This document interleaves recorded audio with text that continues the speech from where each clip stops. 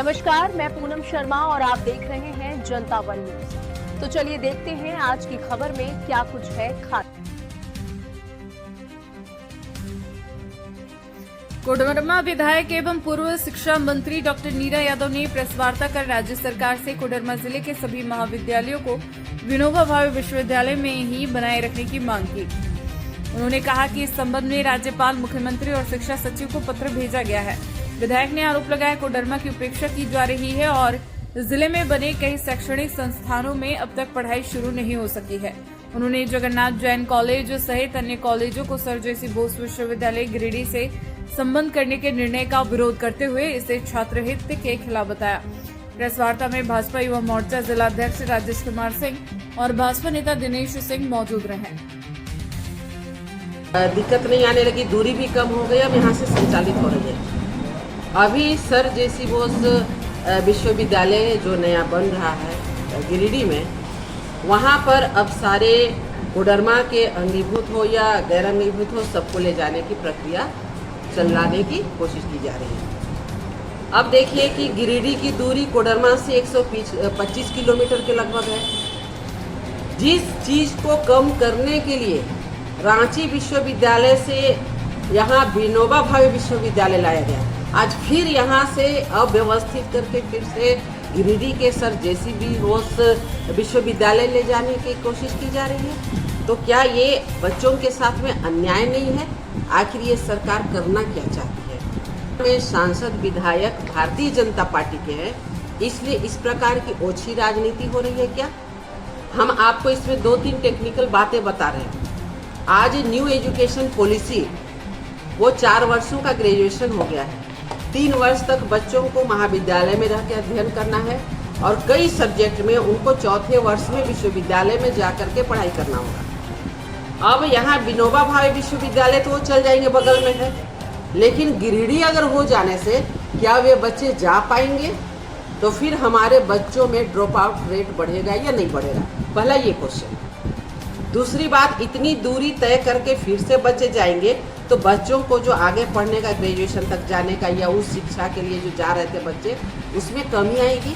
तो आखिर ये झारखंड सरकार ये करना क्या चाहती है? एक तो शिक्षा व्यवस्था को आपने चौपट कर रखा है। सबसे पहले तो स्कूल का उदाहरण लेते हैं, जहाँ की जो पेमेंट था, जो बेस जो कहते हैं शिक्षकों का पेमेंट, उसको आपने आधा किया। अब आए यहाँ पर जो कि आज अभी भी 2018 में जो विज्ञापन हमारे अनुशंसा से जो निकला था कि असिस्टेंट प्रोफेसरों का नियुक्ति हो जाए, लेकिन आज तक वो नियुक्ति आप रेगुलर नियुक्ति नहीं कर पाए।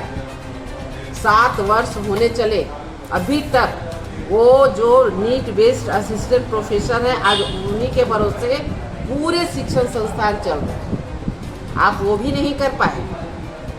आज आप देखे होंगे कोडरमा में कि हमने कोशिश किया राजनीति में आने के पहले से कैसे हमारे बच्चों को हर प्रकार की शिक्षा मिले।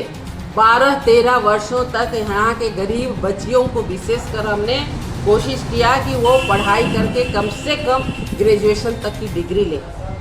और जैसे हमने शिक्षा मंत्री का पद ग्रहण किया, तुरंत हमने पहले हाई स्कूल को प्लस टू के बाद मरकच्चो जैसे सुदूरवर्ती क्षेत्र हो या सतगावा जैसे सुदूरवर्ती क्षेत्र, डिग्री कॉलेज हमने खुलवाया। मरकच्चो में लेकर डोमचाच में महिला डिग्री कॉलेज खुलवाया, जो आज भी 5000 बच्चियाँ जे कॉलेज में नामांकित हैं और महज एक कंप्यूटर ऑपरेटर के भरोसे वो अभी तक क्लास चल रहा है। आज भी सरकार एक शिक्षक उसमें बहाली नहीं कर पाई। अब आज के दिन में आप कौन सी राजनीति करना चाहते हैं? पहले तो आपने पॉलिटेक्निक कॉलेज, जो कि झारखंड बिहार में एकमात्र कॉलेज जो हमारे कोडरमा की आन बान शान थी, उसे दूसरे जगह ले जाया गया। बरकट्ठा विधानसभा में आप ले गए, जहां आज भी वहां आने जाने तक की सुविधा नहीं है। आज कम से कम यहाँ मुख्यालय में था तो बच्चे यहाँ पढ़ाई करते थे, प्रशिक्षण लेते थे, अपने पैरों पे खड़े होते थे। उसके लिए भी हमने धरना दिया, आपने आश्वासन दिया, लेकिन आप अंदर ही अंदर उसे हटा दिए। उसमें मैडम, तो मैडम विधायक पे विधायक कही आता। अब लोगों की मुंह को तो देखिए, चमड़ा का मुंह है। आप सत्ता पक्ष से क्वेश्चन करना चाहते हैं, जो आज बड़े बड़े बयानबाजी कर रहे हैं, आज हम फिर से उनको बड़ी संवेदनशीलता के साथ कहना चाहते हैं, ये बच्चों के भविष्य का सवाल है, इसमें कम से कम राजनीति न करें। आज जे कॉलेज में अगर पढ़ाई हो रही है, यहाँ पीजी की पढ़ाई नहीं होती थी, बच्चे हजारीबाग जाते थे पढ़ाई करने के लिए। मात्र 2 सब्जेक्ट का शुरू हमने कराया था, कॉमर्स और हिस्ट्री का। 5 सब्जेक्ट का अनुशंसा आज भी हमारे पास 2018 का अनुशंसा है, जिसे ये सरकार कंटिन्यू नहीं करा सकी, ना तो एक शिक्षक दे सके।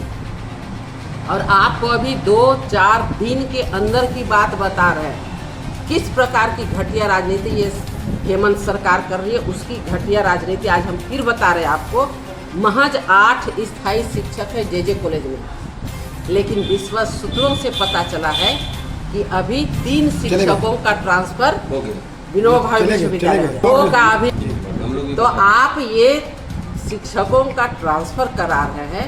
18 वर्षों से शिक्षक यहाँ थे, तब आपको दिक्कत नहीं है। आज आपको दिक्कत आ रही है कि यहाँ पर शिक्षक, मतलब आप पूरी तरह से ध्वस्त करना चाहते हैं कोडरमा की शिक्षा व्यवस्था को। हमने जब पॉलिटेक्निक कॉलेज जाने का था, उस समय भी हमने धरना दिया था सदन में, और आज भी हम अपने बच्चों को विश्वास दिलाते हैं, सड़क से सदन तक हम आंदोलन करके ही रहेंगे। इंजीनियरिंग कॉलेज से लेके मेडिकल कॉलेज तक हमने देने का काम किया, और आज उनके सपनों को उड़ान देने की हमने जो कोशिश की है, उसका कोई भी अगर पंख उतरना चाहता है, हम उसे बर्दाश्त नहीं करेंगे। और आइए ना, राजनीति करनी है, मंच में बहुत गाली दीजिए, नीरा यादव कोई काम नहीं की, जो बोलना है बोलिए, लेकिन बच्चों के हित के साथ अगर किसी प्रकार की कोई बातें होगी तो हम ये बर्दाश्त कभी भी नहीं करेंगे। आप देखे होंगे, हमने एक लेटर भेजा है, ये 2024 का लेटर था ना। 2024 में जैसे ये बात आई थी, उस समय ही हमने लिख करके और माननीय मुख्यमंत्री जी से आग्रह किया था, और उन्होंने आश्वस्त किया था कि नहीं, ये यथावत ही रहेगा। और आज भी जैसे हम संथाल दौरा में थे, जैसे उधर से आए हैं, हमने महामहिम राज्यपाल जी के नाम, माननीय मुख्यमंत्री जी के नाम और शिक्षा सचिव के नाम हमने पत्र लिखा है, और हमने स्पष्ट आग्रह किया है कि ये विनोबा भावे विश्वविद्यालय से संचालित हो रहे, इसे यथावत रखा जाए, वरना बच्चों का जो ड्रॉप आउट रेट है ये बढ़ जाएगा। क्योंकि अभी 3 वर्ष तक आप देख रहे हैं कि जो न्यू एजुकेशन पॉलिसी बनी है, उसमें 3 वर्ष तो वो महाविद्यालय में पढ़ेंगे, लेकिन 1 वर्ष के लिए उनको यूनिवर्सिटी जाना होगा। और हमारे बच्चे इतने धनी नहीं हैं, इतने समय इनके पास नहीं है कि ये फिर से गिरिडीह जा पाएंगे। इसलिए आग्रह हमने किया है कि बच्चों को यथावत रहने दिया जाए, उनको कोई परेशानी में न हो।